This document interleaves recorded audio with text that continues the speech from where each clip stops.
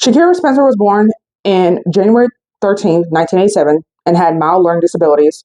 She was going to have two children. At first, apparently, she would befriend a woman by the name of Lisa Richardson, who was born on January 17th, 1979. Then apparently has a neighbor by the name of Asana, who apparently tries to become friends with her, but only for her benefit. So like a one-sided friendship. Apparently, Shakira was actually in a relationship, and that relationship ended in early 2021.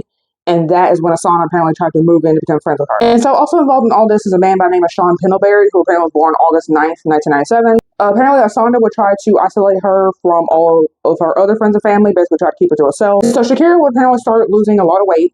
They met her through drugs. They took her banking information and even kicked her out of her own house. And then apparently, to make it even worse, apparently they would only allow her to eat ketchup packets, and then they would invite men over to basically have sex with Shakira without her consent. So one day, apparently Shakira is living and walking alone, and so an officer sees this, and so out of concern, he asks, like, "Are you okay?"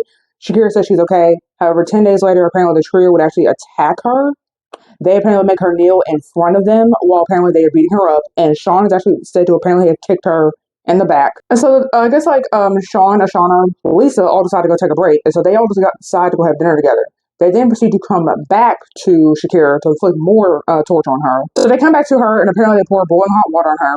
They then use an aerosol can to apparently burn her. She passes out and then apparently hits her head. They drag her apparently to a hallway where I guess she had urinated herself. So then she's left to basically be in some urine. And then they apparently put her body in a cupboard and it's believed that she had died on the 14th.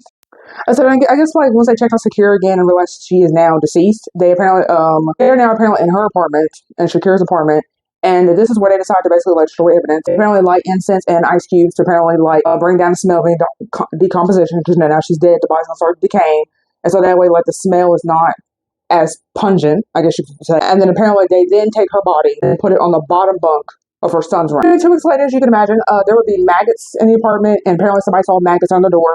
They then apparently called police, do a welfare check on her.